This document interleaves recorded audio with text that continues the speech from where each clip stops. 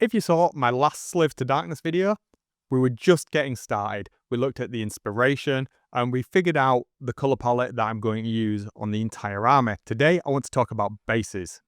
That's what we're going to do in this video. Let's get into it.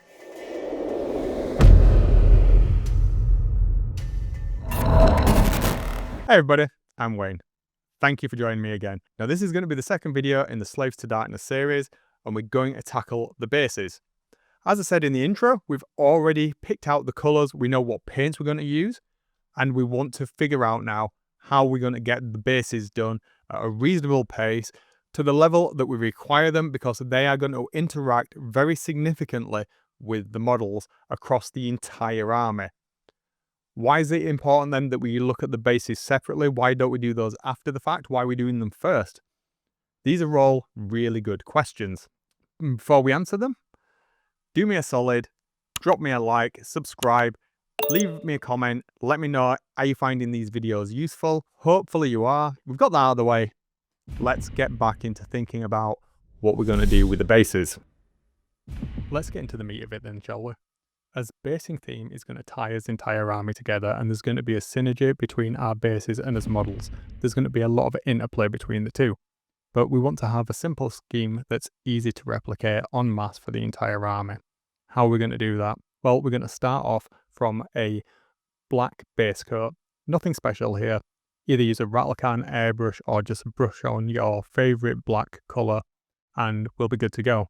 It's going to give us a strong contrasty base that's really going to play in to the overall high contrast models with the desaturated colours that we're going to layer on top of it. Now, once we've got that base coat, what we're going to do is some simple dry brushing. We're going to pick out the corners of the stones or the rocks on there, and I'm going to use a warm grey colour. In this case, it's Stonewall Grey from the Vallejo game colour range. I absolutely love this. It's a very warm, rich grey, and this is just going to give us a nice base to build on.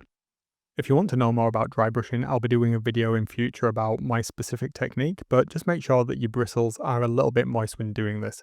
Now, we're going to dry brush in one direction. As you can see, the bubbled area is where the light's going to be emitting from further down the line. So what we're going to do is just dry brush back from that to give the light part directionality that's coming away from the light source. Yes, it's all black right now, but trust the process. And with that done, we've got a solid foundation for the next step. What we're going to do is either use thinned down white paint or thinned white ink, and we're going to sketch in where the hottest areas of the base are going to be. Now, this is how we're going to establish the glow in the first instance. It's this step that's going to help sell that glowing effect that we're so keen to get right.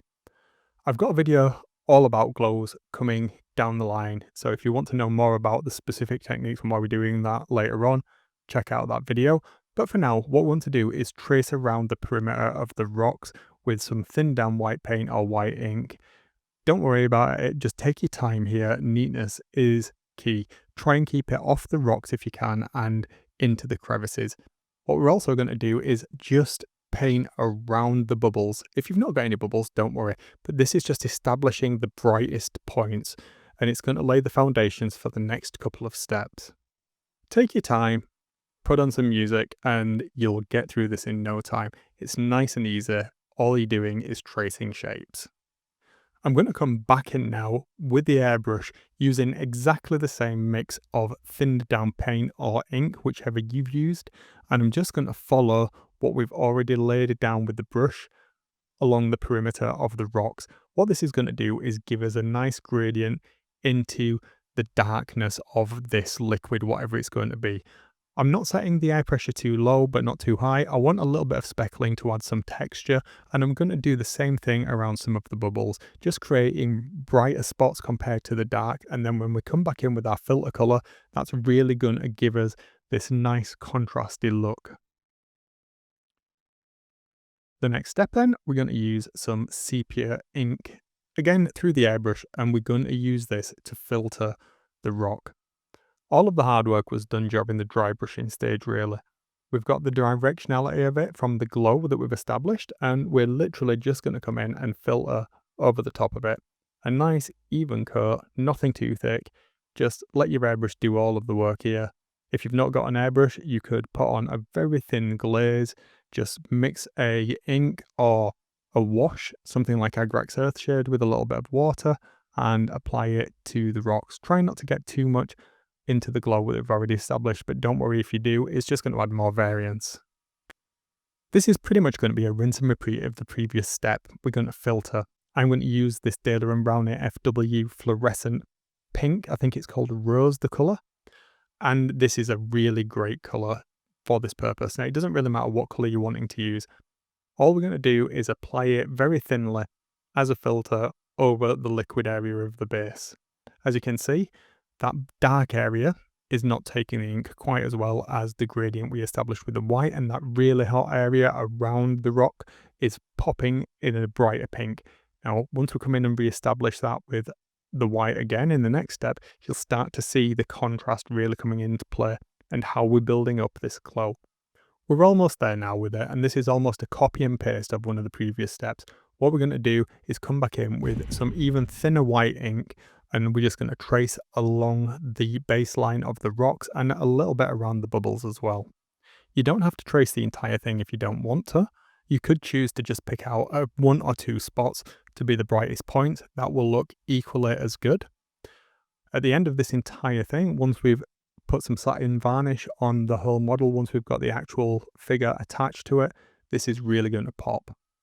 If you want a little bit more context around any of these elements, don't worry, I've got a video coming very soon that's going to explain why glows work like this and the elements that you can have in play to make them really stand out. And in a few simple steps, we've got a reasonably good looking base. Now, in isolation, it might look a little bit odd, but once you've got your entire army on these bases, it's really going to stand out. Once we've actually got the mini on top of the base, we'll be able to see what the interplay looks like between the light source and the actual miniature itself. The reason I've kept this so simple is because we don't want to clutter the miniature with too many elements, too many light sources. Just trust me that this is going to look, I think, pretty cool. I hope you found this one useful. If you've got any more questions, do let me know down in the comments and I'll do my best to answer them. I do read all of them, and if I can help you out, I absolutely will. We figured the bases out. We know what we're going to do. We've painted up a test one. Let's get on with painting some models then. In the next video, we're going to concentrate on first lot of infantry units, Chaos Warriors. I'll see you then. Have a good one.